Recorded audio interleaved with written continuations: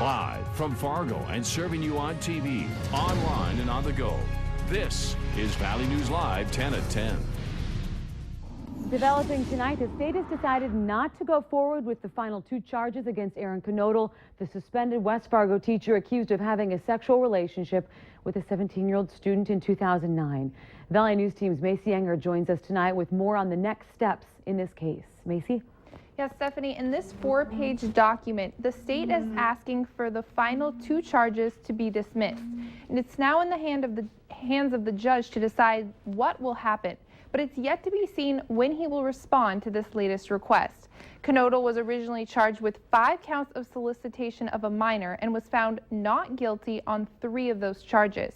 He was set to have another trial dealing with the last 2 counts next Tuesday, but that could all change with this motion. The state outlines several reasons why they would like the final 2 charges dismissed, including claiming the trial has been skewed in one direction by the media, and it also states there has been a lack of concern for the woman involved. Now, during the trial, several teachers in the area have stood behind Knodel, fundraising to help him with legal fees. Last week, we talked with one of those teachers who's behind the efforts. She says Knodel will have a long road ahead of him if he's allowed to return back to the classroom. I can't speak for Aaron, but I can't imagine going through this and then going back to the classroom and putting myself in that position again to, you know, all it would take is one person who thought they could take advantage of you. And so that's scary. We did talk to Knodel's attorney, who says he's still reviewing the motion. We also reached out to the former student who's accusing him of these charges, and she said she was in shock but not ready to speak publicly. Stephanie? All right, Macy, thank you. We'll continue to reach out to those involved and bring you the latest information in this case on Valley News Live and on valleynewslive.com. We'll take a good look out there now. You can't see a whole lot, but there's not too much happening in the weather. It's kind of calm, but it's going to be a lot different tomorrow. Let's head right away to Chief Meteorologist Hutch Johnson to tell us what we should prepare for. Hutch? Well, we want to make everybody aware that tomorrow is going to be bring the threat of severe weather, and the primary threat is going to be gusty straight line winds and large hail, but isolated tornadoes are also possible, and it's going to come in several rounds of storms. First and foremost, a little bit of activity on the radar to our west tonight will explode a little bit overnight, and you'll hear rumbles of thunder as we go through the overnight. The main threat, though, comes in the afternoon and then late tomorrow. Slight risk of severe weather for most of our counties in North Dakota. A marginal risk in Minnesota. By the time they get to your area, it'll be Saturday morning. The best threat for severe weather will be in the Black Hills area. And we'll keep our eyes on the skies, but here's the timing, the way things are looking. Tonight, rain and thunderstorms develop, not widespread severe. Then tomorrow morning, we get some clearing and quiet time. But tomorrow afternoon through Saturday morning, we'll have several rounds of storms. I'll go through the details on that hour by hour style here in just a few moments. Be weather aware. Stay tuned to us here on Valley News Live and valleynewslive.com for all of the latest. All right, we sure will, Hutch. Thank you. And you can stay up to date on the weekend weather conditions anytime on your smartphone or tablet.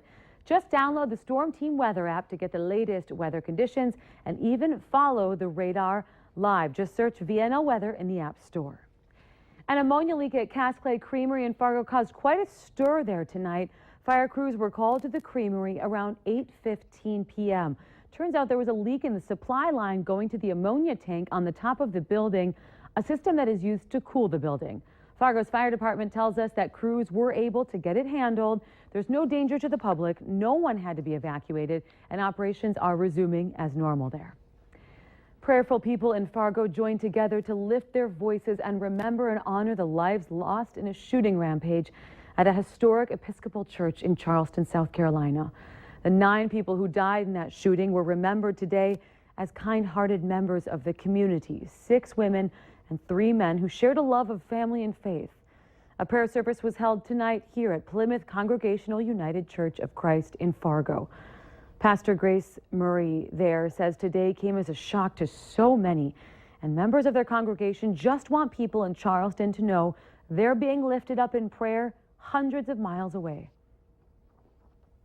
Just how you don't know, you don't know the person sitting next to you, and yet, as people of faith, we've got to learn to trust the person sitting next to us. It'll be a hard thing for people to balance and accept and deal with. About 20 people attended tonight's prayer service this evening.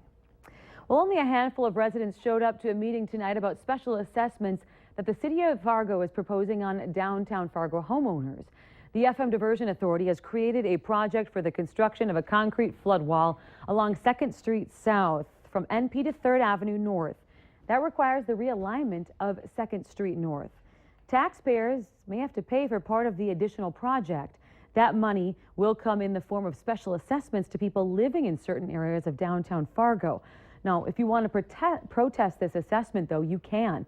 Just send your letter to the Fargo City Auditor's Office by the end of the business day on Tuesday, June 30th. Well, today, Congressman Kevin Creamery announced a $2 million grant to the city of Fargo. The grant will be used to provide flood protection for the city's wastewater treatment plant to minimize the risk of sanitary sewer backup into public and private property during wet weather conditions. The total cost of the project, about $2.5 million, with the federal government providing about 75% of the total funding. Returning citizens, family, and second chances all took center stage at an event in Trollwood Park in Fargo today.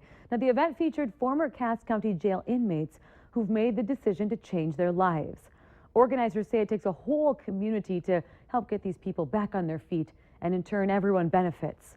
One former inmate even got married at the event, complete with live music, a cupcake bar, and a photo booth. You know, we got supporting people that are here to help us, to bring us up when we're down. Strong Christian family around here that just loves us, not because they want something, but genuine love. Now, the jail chaplains, many of these former inmates come from broken homes, and just bad decisions land them in jail. Several Cass County jail workers were there as well, helping to celebrate many who have been turning their lives around. Well, it was a sight you probably will never get the chance to see again on the highways and the back roads of our region. Today, a steam of Rolls Royces, Bentleys, Jaguars, and more passed through the Northern Valley. They're part of a group of Europeans who stopped in Grand Forks last night, driving 40 classic European cars, at least 40 years old, from Nova Scotia to San Francisco in the Trans-America Road Rally. We do it for fun, and there's no speeding officially, and we have a lot of off-road tracks, so we don't take the main roads, so that we have many kilometers, miles on off-road dirt roads. Well, it's a very expensive hobby. Car owners have to ship the cars from Europe and then back home again. The group is scheduled to stop in Bismarck tonight, then off through the Black Hills on their way west. They're scheduled to end their trip in San Francisco on June 28th. If you'd like to know much more about this rally and follow it online, we have a link for you on valleynewslive.com. Click on this story. It's where art meets brewing. The TriCity Pubs art opening and fundraiser for the Great Plains Food Bank took place tonight at Drecker Brewing Company. The TriCity Pub is the 6th in the series of water collections by artist Kim Jory, featuring the pubs of Fargo, Moorhead, West Fargo, and the Minnesota Lakes area. The original paintings are for sale, as well as the prints. People can purchase their prints of the pubs, and half of the money goes to the food bank. And I also have the original paintings here of them, so people can purchase or look at them.